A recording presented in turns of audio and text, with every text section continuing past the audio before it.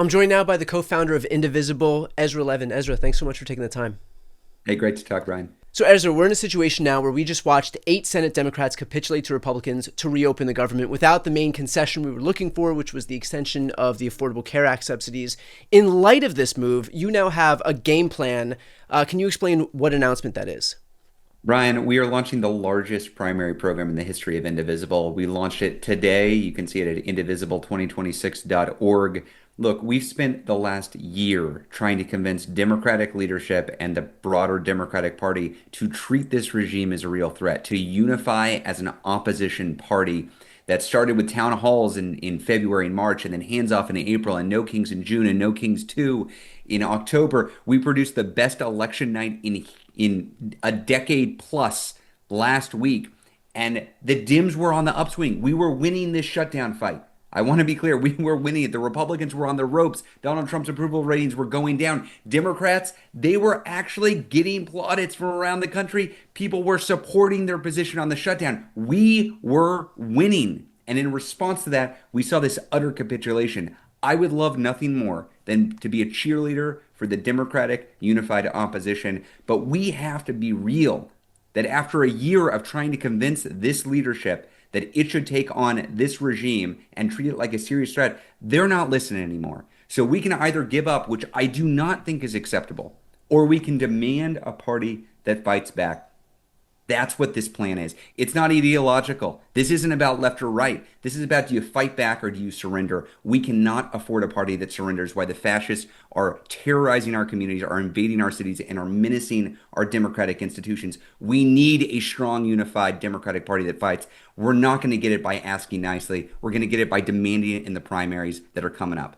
Can you talk a little bit about what the conditions are for the folks who are involved in this whole primary process, who engage with your program?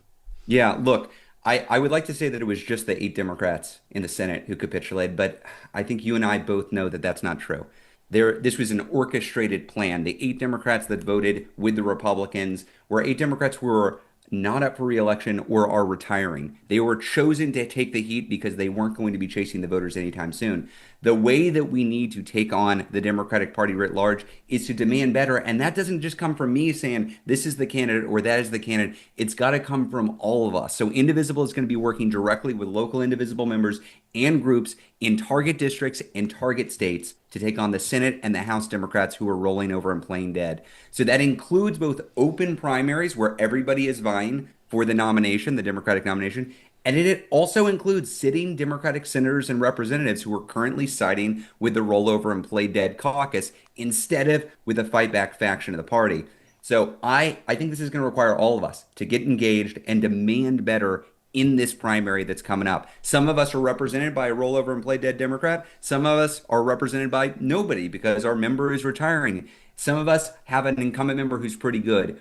We all have a role to play to demand better from this party, and we're looking forward with this program to tap into that mass movement energy that wants better from the Democrats. You know, we're going to see the collection of the centrist Democrats who decided to capitulate, to cave to the Republicans, and folks are going to look at any primary program and say, look, these are moderate Democrats. They represent moderate states, and so any program that seeks to usher in some more progressive primary challengers isn't going to best reflect those states. What do you say to those people?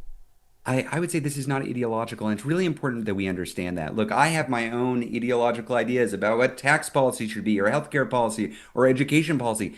Those aren't the fights that we're in right now. The Right. fight we're in right now is, do you want a democracy or an autocracy? Do you want a Democratic Party that fights back and uses its leverage or not? And I would call on progressives up for re-election like Markey to say, yes, I want new Senate leadership, in the same way that I would call for more centrists like a Mark Warner or like a John Hickenlooper in Colorado to say, yes, I want new Senate leadership. This is not ideological. It's not generational. It's not geographic. It's not by how long you've been in office. It's by, do you recognize the crisis that we are facing right now? And are you willing to rise to the occasion? And if you are not, I don't care how much you have done in the past. I don't care what policies you support in the past. You are not fit to lead in this moment, and we're going to demand better.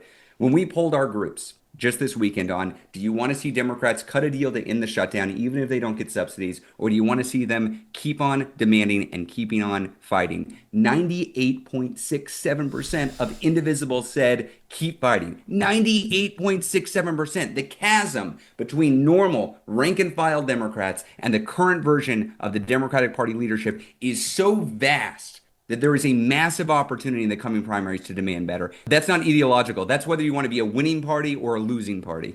You had mentioned that this is not generational. Can you talk about the importance, though, of ushering in some degree of generational change? The reality is that my generation, millennials, have largely been boxed out of government because we have not only baby boomers but folks in the silent generation who have been in power for so long, to the point where there haven't been any opportunities for millennials, and certainly not Gen Zs, to really rise into the ranks of power. And in those instances where they do, I mean, look at the way that they're able to succeed. Mamdani is 34 years old.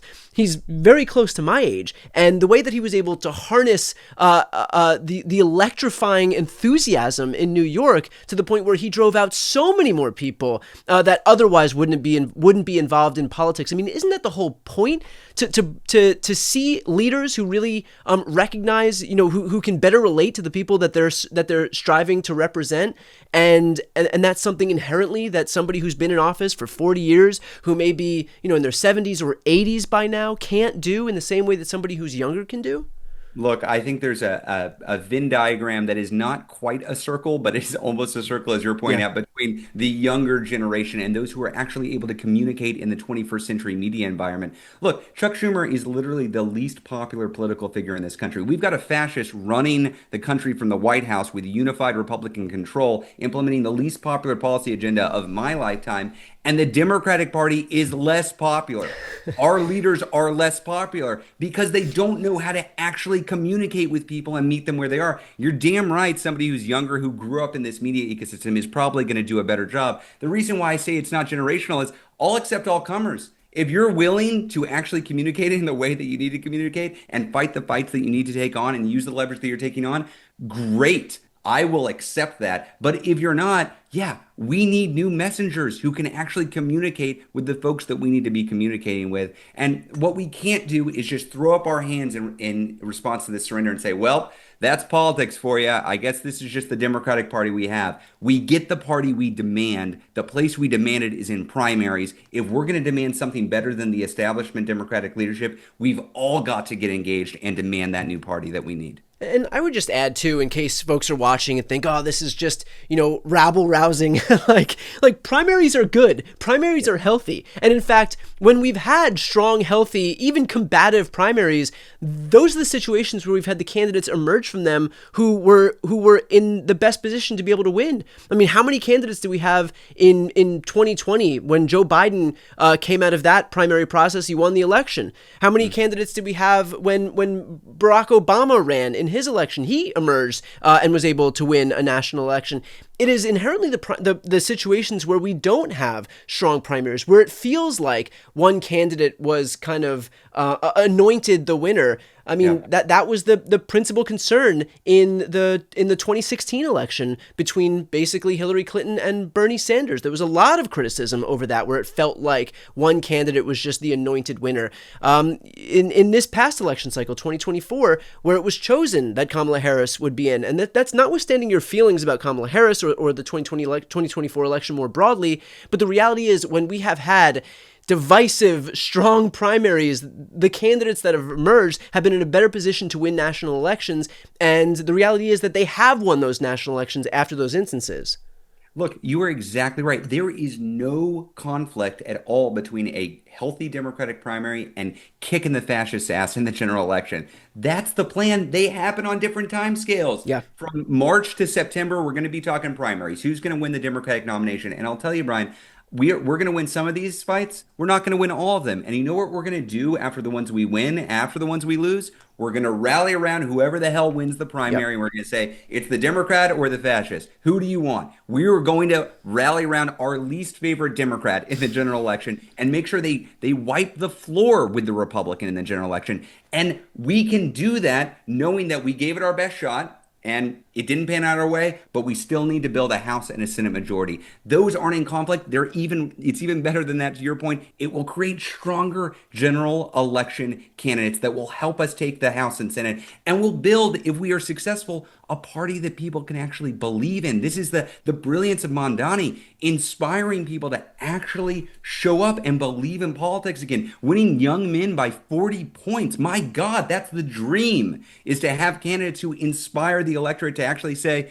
wait, maybe politics isn't bullshit. Maybe I can believe in these candidates to do something new, but we're not going to inspire them with the least popular political figures in the country who are septuagenarians and octogenarians who don't know how to work a smartphone.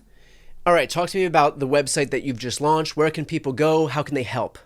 Here, it's indivisible2026.org. We are launching it today, and we're launching with a very simple ask. We want you to join the program, and if you've got a message for Chuck Schumer in this moment, I know I have a few messages for Chuck Schumer. If you've got a message, let us know. We are collecting them from across the country, and we will be sending them his way as we move forward to a primary campaign that ensures he doesn't wield power in the future.